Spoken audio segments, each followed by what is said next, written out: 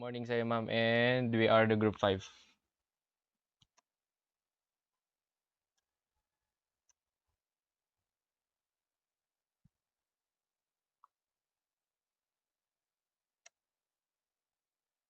Philippine Disaster Risk Reduction and Management Act, prepared by group 5 student. Okay, what is the RRM Act? Okay, Philippine Republic Act number 10121 or the Philippine Disaster Risk Reduction and Management Act of 2010 is a new law which transformed the Philippines disaster management system from disaster relief and response toward disaster risk reduction or DRR. It was approved on May 27, 2010. It repealed Presidential Decree number 1566, which was enacted way back in 1978. Okay, what is the reason why Republic Act 10121 is being implemented in the Philippines?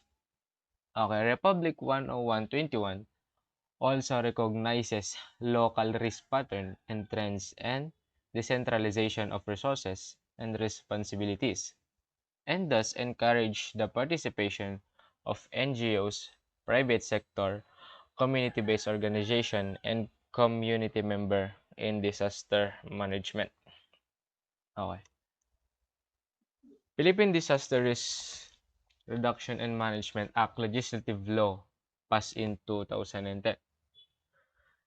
The act shifted the policy environment and the way the country deals with a disaster from mere response through preparedness. Republic Act 10121 provides a comprehensive, all-hazard, multi-sectoral, interagency, and community-based approach to disaster risk management through the formula of the National Disaster Risk Management Frameworks. Sabi nga dito, meron silang ginagamit na formula. Meron silang base, di ba? Makikita natin yan next. Papakita mamaya yan. Okay. A National Disaster Risk Management Plan or NDRMP is being formulated, developed, and implemented as the master plan that will provide the strategies, organization, tasks of concerned agency and local government unit, and other guidelines in dealing with disaster or emergencies. Through this plan, a coherent, integrated, efficient, and responsive disaster risk management at all levels will hopefully be achieved. Yung sabi nga kanina sa sa legislative law, meron silang formula na ginagamit. So itong formula na ito yung kanilang ginagamit. Prevention, preparedness, response, and recover. Ito yung kanilang formula. Okay, next. The law also promotes the development of capacities in disaster management at the individual, organizational, and institutional level. A very important features of this law is for the mainstreaming of disaster risk reduction in physical and land use planning, budget, infrastructure, education, health, environment, housing, and other sector. Mainstreaming, parang nagtuturo sila. Yun yung ibig sabihin nata. Okay, next. Republic Act 10121 also recognize local risk pattern and trends and decentralization of resources and responsibilities, and thus encourage the participation of NGOs, private sector, community-based organization, and community member in disaster management. It inhibits the full participation of the local government units or LGUs, the communities in governance. Sila yung mga tumutulong sa atin pag mayroong mga sakuna, mga LGUs. The approach tends to be response-oriented or reacted. This is evidenced by the widespread emphasis on the post-disaster relief and short-term preparedness. such as forecasting and evacuation, rather than on mitigation and post-disaster support for economic recovery. Okay, next.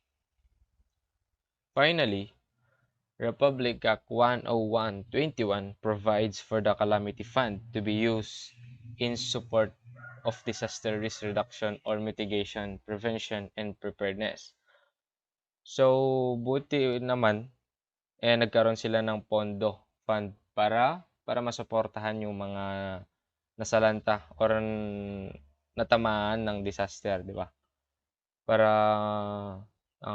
makarecover ulit. Like parang sa mga natabunan ng mga lupa, mga sa earthquake, ganun.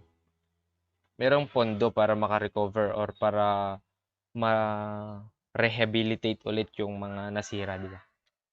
Okay, next. So, sa next reporter po ito, ma'am. So, go ahead. Thank you po. John Ray Ugas nga po pala, ma'am. Good morning, ma'am. I'm Jefferson A. Taginod po. Mitigation, measures that prevent or reduce the impact of disaster. Mitigation efforts attempt to prevent hazards from developing into disasters altogether, or to reduce the effect of disaster when they occur.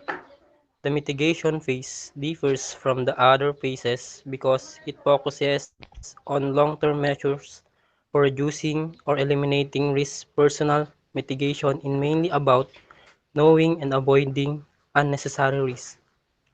This includes an assessment of possible risks to personal, family, health, to personal property. So ito daw yung matibay na nakapokus on long-term measure para mabawasan ang personal mitigation ng isang pamilya o isang buhay ng isang tao. Preparedness, planning, training, and educational activities for things that can't be mitigated. In the preparedness phase, emergency managers develop plans of action for when the disaster strikes. Common preparedness measures include the communication plans with easily understood terminology and chain of command, development and practice of multi-agency coordination and incident command, proper maintenance and training of emergency services, development and exercise of emergency population warning methods combined with emergency shelters and evacuation plans, stock filling, inventory, and maintenance of supplies and equipment. So, dito sa preparedness is, dito na sila nagplaplano kung ano ang dapat nilang gawin pagkatapos or hindi pa tapos ang isang kalamidad. For example, noong we are high school, we are day-to-day duck cover and hold in our school. So, they give us a preparedness for it. The immediate Preparedness. aftermath of disaster, when business is not as usual. The response phase includes the mobilization of the necessary emergency service and first such as firefighters, police, and ambulance crew. This may be supported by a number of secondary emergency service such as specialist rescue team. So response, ito naman is yung pagkatapos ng isang sakuna sa isang bansa or isang baryo. Recovery, the long-term aftermath of disaster when restoration efforts are in addition to regular service. So recovery is the same as response. So nag-response sila to recover the the yung sakuna na dumating sa kanilang baryo or sa bansa. Good morning, ma'am. I'm Justin Yago. Rehabilitation and reconstruction phase aims. Rehabilitation and reconstruction phase aims to restore the communities to the pre-earthquake status. During this phase, the social and other infrastructure is restored and economy revitalized. Rehabilitation and or reconstruction phase typically starts at the end of relief phase and may last for several years. The short-term plans of the recovery process are clearance of debris, building, housing units, restoration of the lifelines and infrastructures, while the long-term objective is to build safer and sustainable livelihood. Past experiences show that efforts of sustainable only with the community or government partnerships, while NGOs and international organizations' role is reduced after a certain period.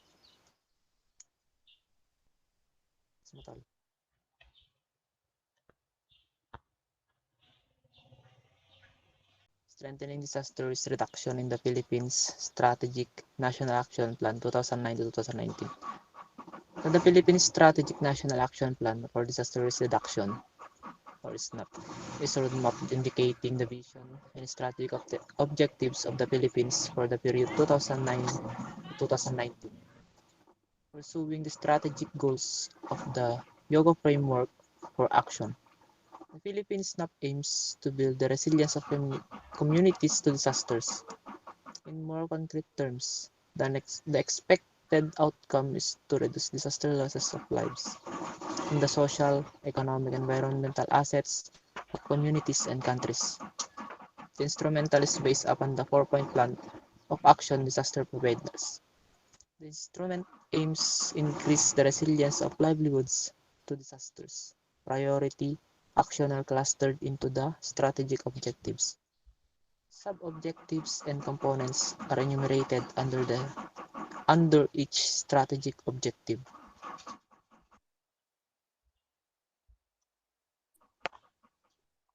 So the strategic objectives are the following: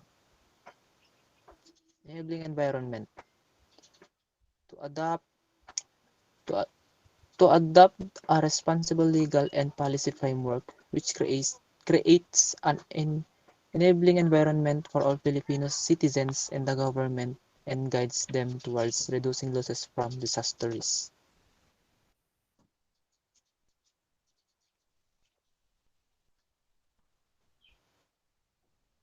Financial and economic soundness, mobilizing resources to pursue cost-effective ways and means to offset socio-economic losses from disaster and prepare the nation for disaster recovery.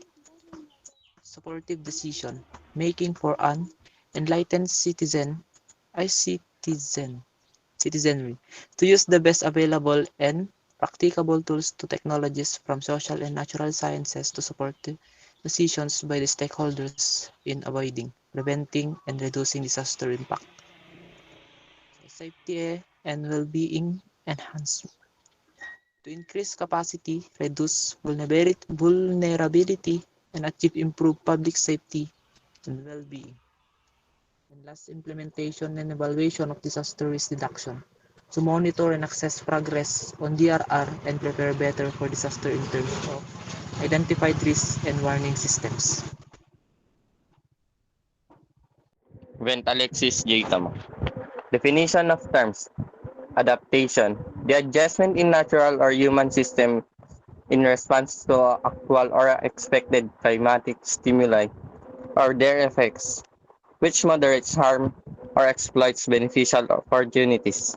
Capacity, a combination of all strengths and resources available within a community, society, or organization that can reduce the level of risk or effects of the disaster.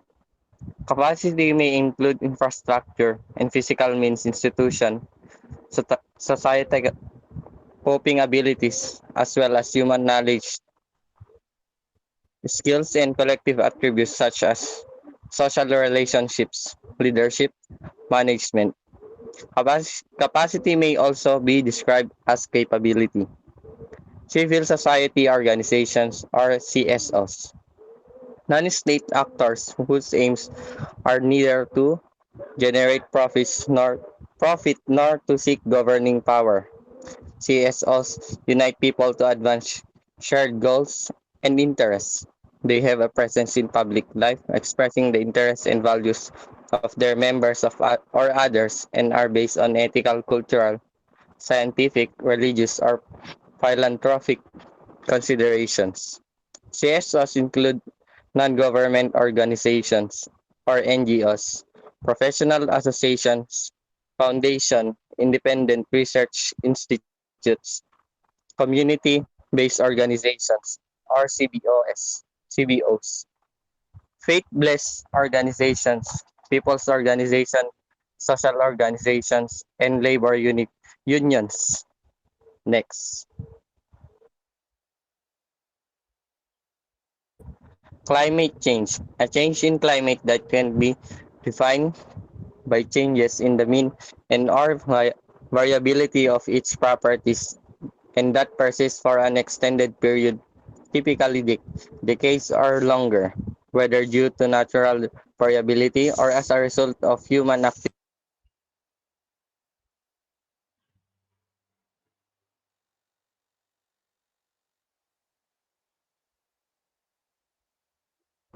Community-based disaster risk reduction and management, or CBDRRM, the process of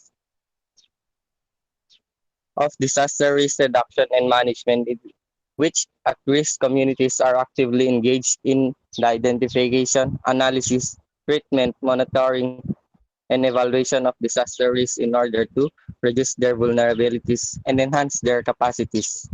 And where the people are at the heart of decision making and implementation of disaster risk reduction and management activities. Complex emergency, a form of human-induced emergency in which the cause of the emergency as well as the assistance to the afflicted is conflicted by intense level of political considerations.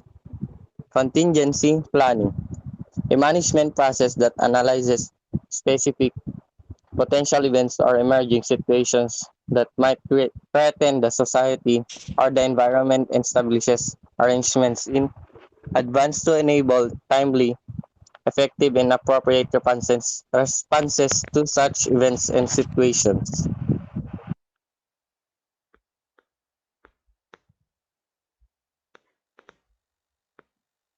Disaster, a serious disruption of the functioning of a community or society involving widespread human, material, economic, or environmental losses in and impacts which exceeds the ability of the affected community or society cope using its own resources.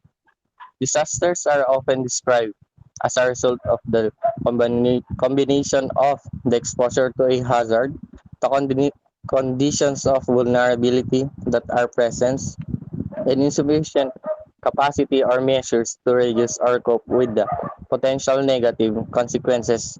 Disaster impacts may include loss of life, injury, disease, and other negative effects on human physical, mental, and social well-being, together with damage to property, destruction of assets, loss of services, social and economic disruption, and environmental degradation. Disaster mitigation, the lessening or limitation of the adverse impacts of hazards and related disasters. Mitigation measures encompass engineering techniques and hazard resistant construction as well as improve environmental policies and public awareness.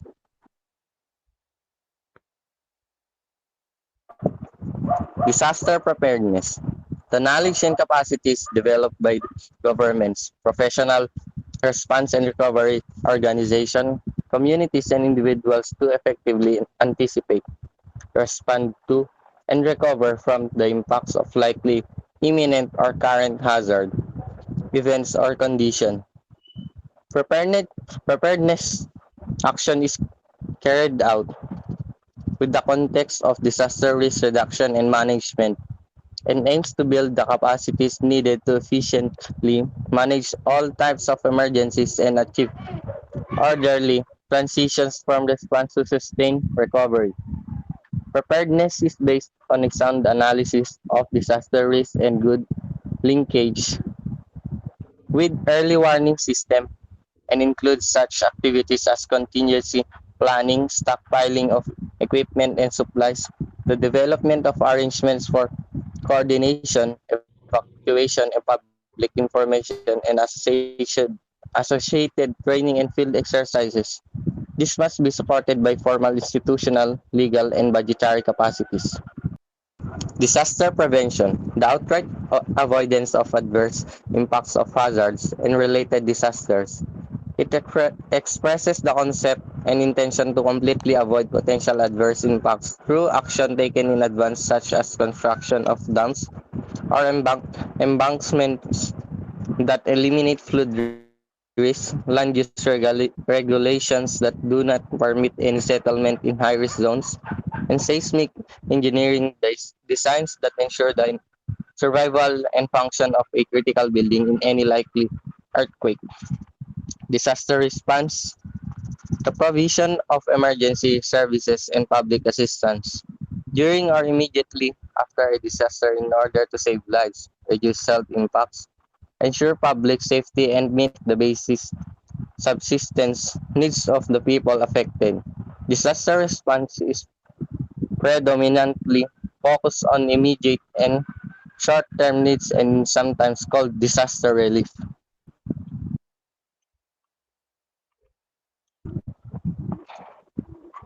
Disaster risk, the potential disaster losses in lives, health status, livelihood, assets, and services, which could occur to a particular community or society over some specified future time period.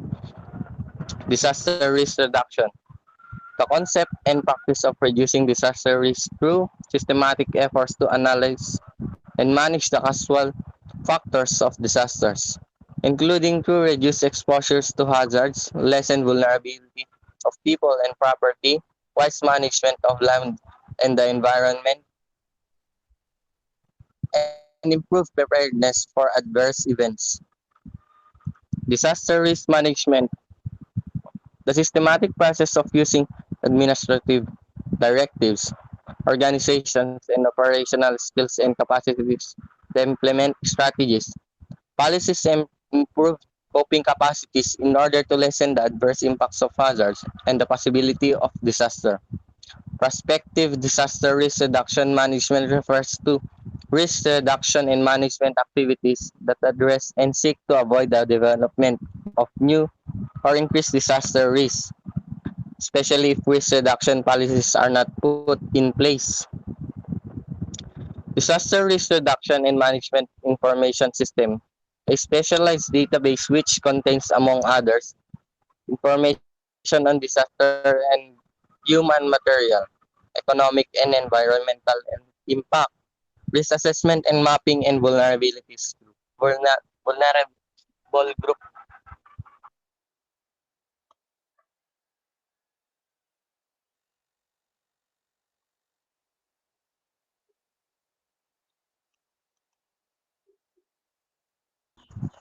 early warning system, the set of capacities needed to generate and disseminate timely and meaningful warning information to enable individuals, communities, and organizations threatened by a hazard to prepare and to act appropriately in sufficient time to reduce the possibility of harm or loss. A people-centered early warning system necessarily comprises four key elements: knowledge of the risk, monitoring, analysis, and forecasting of the hazards, communication or dissemination of alerts and warning, and system is also and local capabilities to respond to the warnings received. The expressions end-to-end warning system is also used to emphasize that warning system need to span all steps from hazard detections to community response. Emergency, unforeseen or sudden occurrence, especially danger demanding immediate action.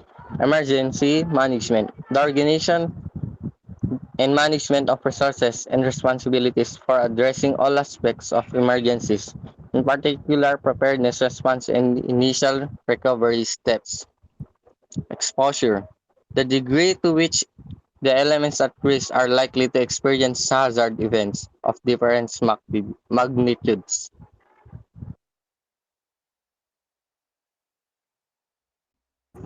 Geographic Information System, a database which contains, among others, geohazard assessments, information on climate change, and climate risk reduction and management.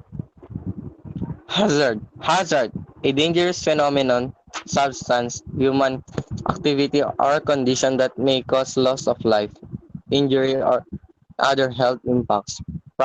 Property damage, loss of livelihood and services, social and economic disruption, or environmental damage.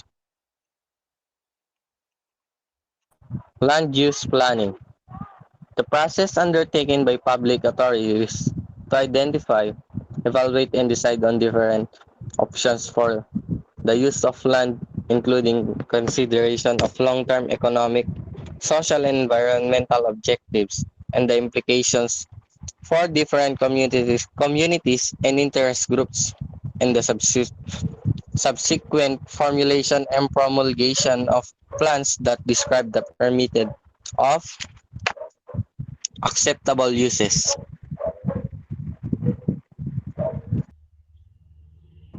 Mitigation, structural on structural and non-structural measures undertaken to limit the adverse impact of natural hazards, environmental degradation, and technological hazards, and to ensure the ability of at-risk communities to address vulnerabilities aimed at minimizing the impact of disasters. Such measures include, but are not limited to, hazard resistant construction and engineering works, the formulation and implementation of plans, programs, projects, and activities, awareness raising, knowledge management policies on land use and resource management, as well as the enforcement of comprehensive land use planning, building and safety standards, and legislation. National Disaster Risk Reduction and Management Framework, or NDRRMF, provides for comprehensive all-hazard, multi-sectoral, interagency, and community-based approach to disaster risk reduction and management. J. Mark E. Villanueva, reporting to Declaration of Policy. Declaration of Policy. Dito naman is yung nakalagay yung informasyon kung bakit deklara tong policy na to. Uphold the people's constitutional rights to life and property by addressing the root causes of vulnerabilities to disasters, strengthening the country institutional capacity for disaster risk reduction and management, and building the resilience of local communities to disasters, including climate change impact.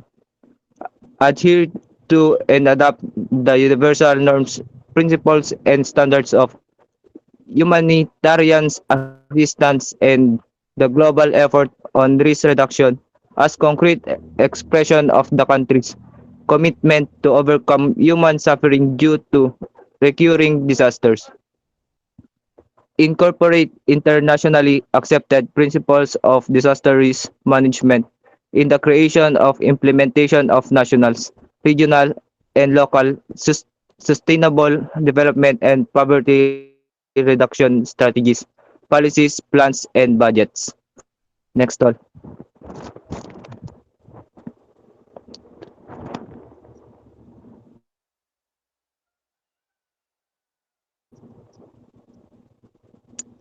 Adopt a disaster risk reduction and management approach that is holistic, comprehensive, integrated, and proactive in lessening the socio-economic and environmental impact of disaster, including climate change, and promote the involvement and participation of all sectors and stakeholders concerned at all levels, especially the local community. Develop, promote, and implement a comprehensive national disaster risk reduction and management plan that aims to strengthen the capacity of national government and the local government units or LGUs together with partner stakeholders to build the disaster resilience of communities and to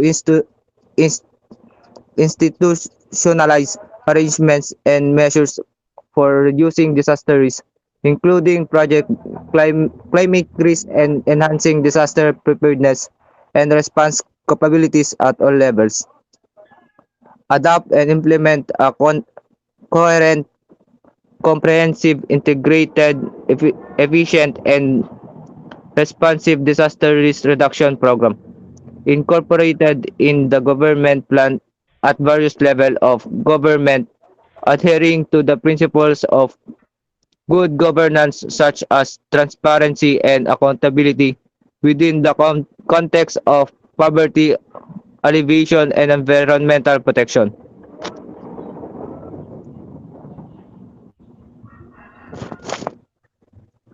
Mainstream disaster risk reduction and climate change in development process, such as policy formulations, socio-economic development planning, budgeting, and governance, particularly in the areas of environment, agriculture, water, energy, health, educational, poverty reduction, land use and urban planning, and public infrastructure and housing, among others. Institutionalize the policies, structures, coordination mechanism, and program with the continuing budget appropriation on disaster risk reduction from national down to local levels towards building a disaster resilient nation and communities. Mainstream disaster risk reduction into the peace process and conflict resolution approaches in order to minimize loss of lives and damage to property and to ensure the communities in conflict zone can immediately go back to their normal lives during period of intermittent conflicts. Ensure that disaster risk reduction climate change measures are gender responsive, sensitive to indigenous knowledge systems and respectful of human rights. Rafael A. Pasco po, ma'am.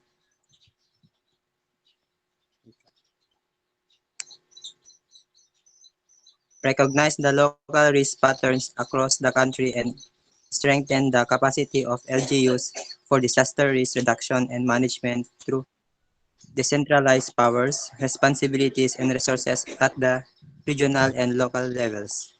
Recognize the strengthen the capacities of LGUs and communities in mitigating and preparing for, responding to, and recovering the impact of disaster.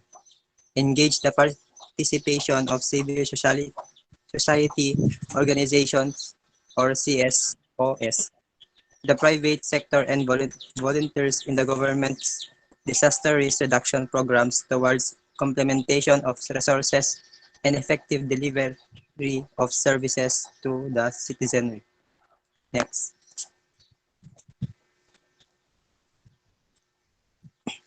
Develop, develop and strengthen the capacities of vulnerable and marginalized groups to mitigate, prepare for, respond to, and recover from the effect of disasters. Enhance and implement a program where humanitarian aid workers, communities, health professionals, government aid agencies, donors, and the media are educated and trained on how they can actively support breastfeeding before and during a disaster and or an emergency, and provide maximum care, assistance, and service to individuals and families affected by disaster. Implement emergency rehabilitation project lessen the impact of disasters and facilitate the resumption of normal social and economic activities. So, yun lang po yung report namin, ma'am. And we are Group 5 and our report is National Disaster Risk Reduction and Management Act po. Yun lang po and thank you, ma'am. Thank you, ma'am. Thank you, ma'am. Thank Thank you, you, ma'am. ma'am. Keep safe.